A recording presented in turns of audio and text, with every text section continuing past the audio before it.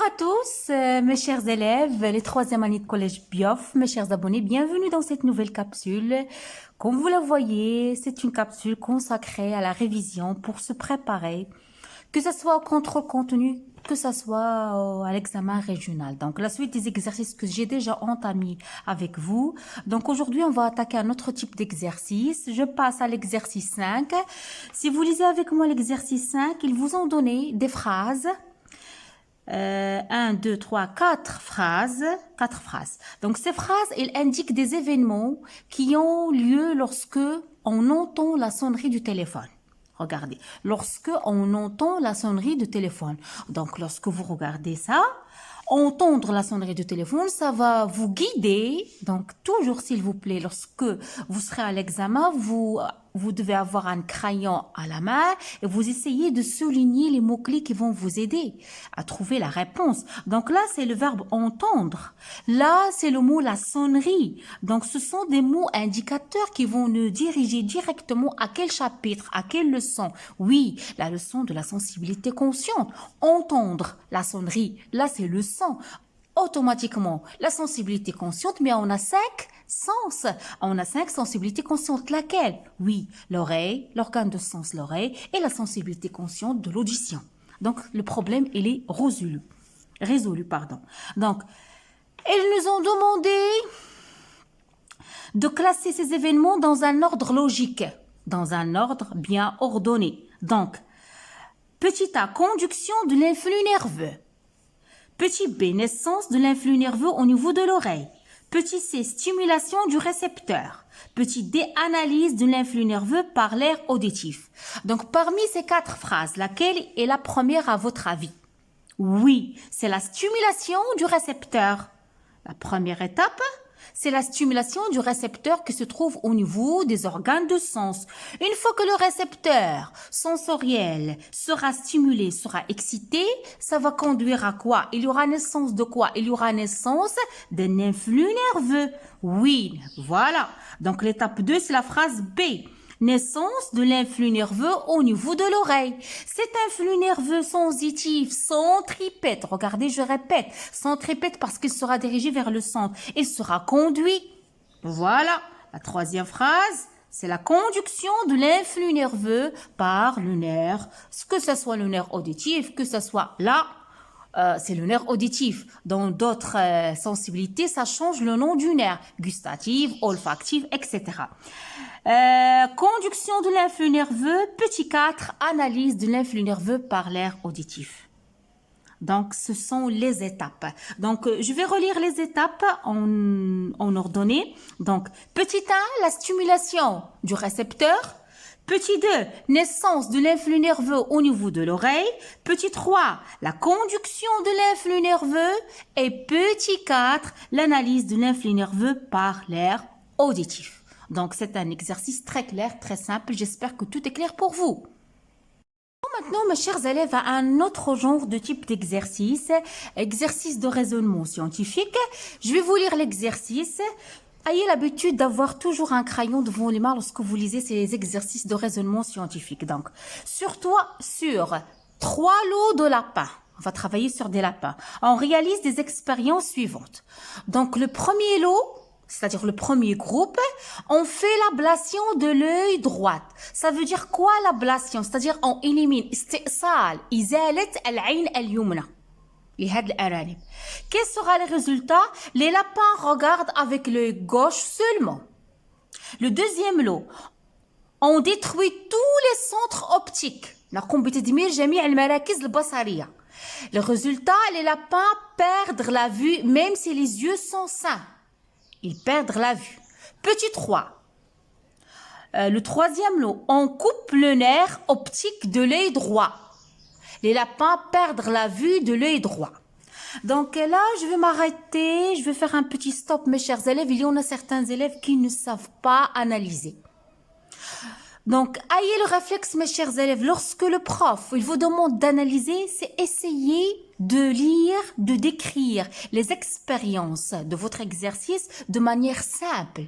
يعني ما نلاحظه في التجارب في نتائج التجربة نحاول أن ندونه بجمل بسيطة. Ce que vous essayez d'observer au niveau des résultats des expériences, vous le formulez sous forme de phrases simples. C'est ça l'analyse.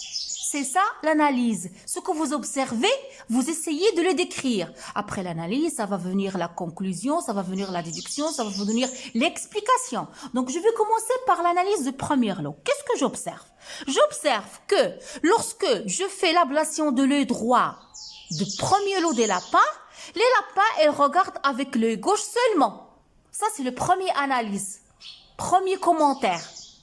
Deuxième lot, lorsque on détruit tous les centres optiques des lapins, les lapins, ils perdent la vue même si les yeux sont sains.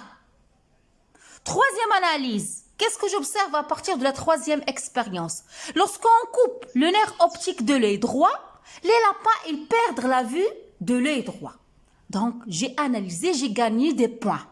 On va passer maintenant à l'explication. Dans cet exercice-là, ils ne vous ont pas demandé d'analyser. C'est moi que j'ai fait cet exercice avec vous. Qu'est-ce qu'ils nous ont demandé? À partir des résultats des expériences 1 et 3, à partir de quoi? Des résultats des expériences 1 et 3, démontrer si l'œil et le nerf optique ont le même rôle. On doit prouver, on doit montrer. Donc, quels sont les résultats de l'expérience 1? L'expérience 1, on a fait l'ablation de l'œil droit. Qu'est-ce qu'on a observé? Que les lapins, ils regardent avec l'œil gauche seulement. C'est-à-dire, ils perdent la vision vu qu'ils ont perdu leur œil droit. L'expérience 3, on a coupé le nerf optique de l'œil droit. L'œil droit, il est sain. Mais les lapins, ils perdent la vue de l'œil droit. Ils ont perdu la vue malgré que l'œil droit, on n'a rien fait. Donc, l'œil et le nerf optique, chacun a son rôle. L'œil, c'est quoi? C'est l'organe de sens qui contient des récepteurs sensoriels qui se trouvent au niveau de la rétine. Ça, c'est le rôle de l'œil. Le nerf optique, c'est quoi? C'est un nerf formé par des fibres nerveuses qui a pour rôle de conduire l'influx nerveux sensitif centripète vers le centre. Donc l'œil, c'est un organe de sens.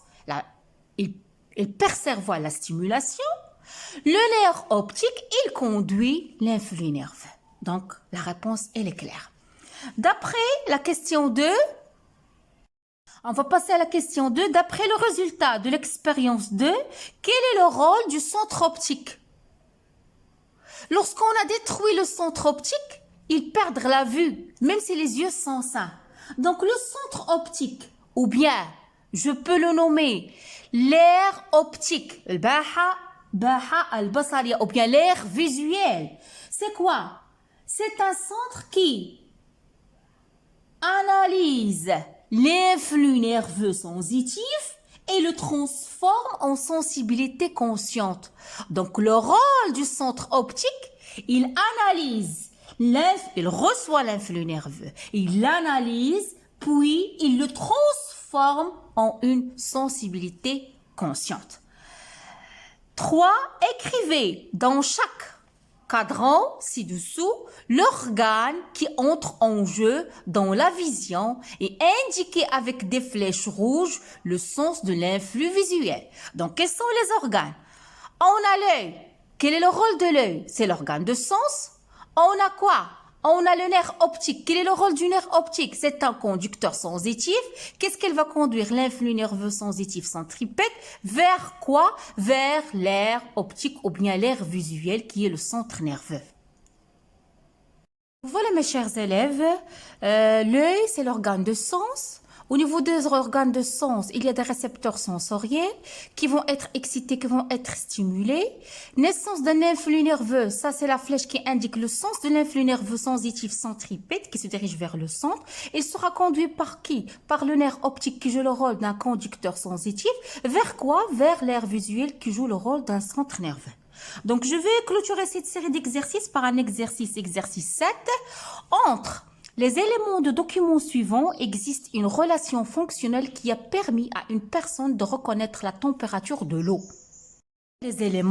Entre ces éléments, il y a une relation fonctionnelle qui a permis à une personne de reconnaître la température de l'eau.